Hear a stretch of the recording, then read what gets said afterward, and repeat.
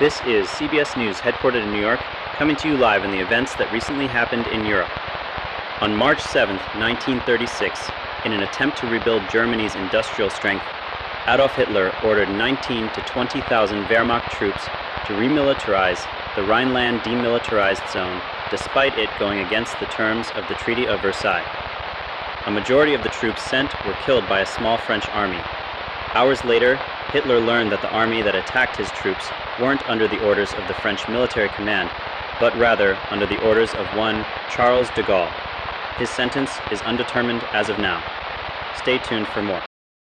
This is from the CBS newsroom in New York, coming to you live on the events unfolding as of now. Sometime today, the Japanese Empire attacked the U.S. naval fleet at Pearl Harbor, Hawaii, and invaded the Philippine Islands.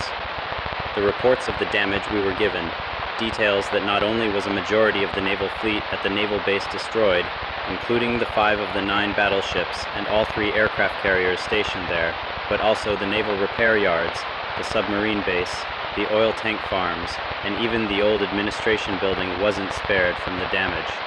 More news is to follow, so stay tuned. This is CBS News, headquartered in New York, coming to you live on the events that happened recently.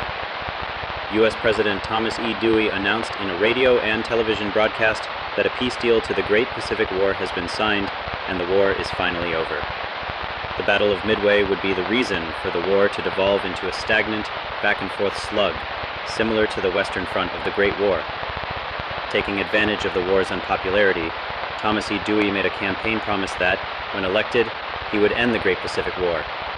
This proved to be beneficial to his popularity and allowed him to win the 1944 presidential election against incumbent candidate Franklin Delano Roosevelt. He then made said promise come true as of recently.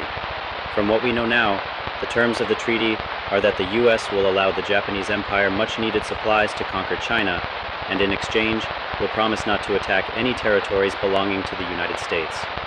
There will be more information at the hour, so stay tuned. This is from the CBS newsroom in New York, coming to you live on the events unfolding as of now.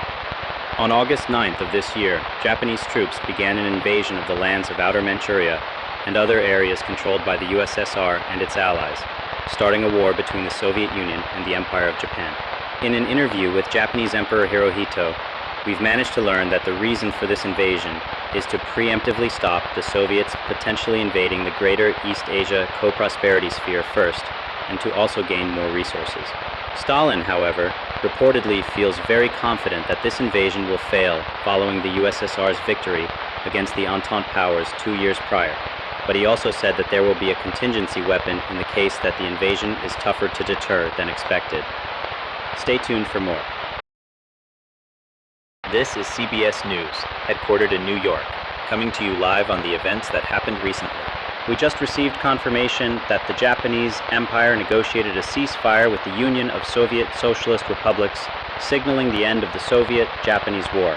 This is in response to the atomic bombing of the city of Xinjiang, completely wiping out the city's population and destroying what took decades to build. The fear of further destruction from this weapon is what caused the war to ultimately end. From what we know, the terms of the treaty are that all hostilities are to end, and any territory that each side currently occupies will be under their control. Despite celebrations from all across the world for the end to this war, both sides of the conflict reaffirm that this truce is only temporary, and that there's a chance we may see a second Soviet-Japanese war in the future.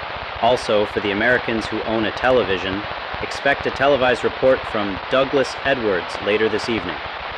This is CBS News, wishing you a wonderful rest of your day.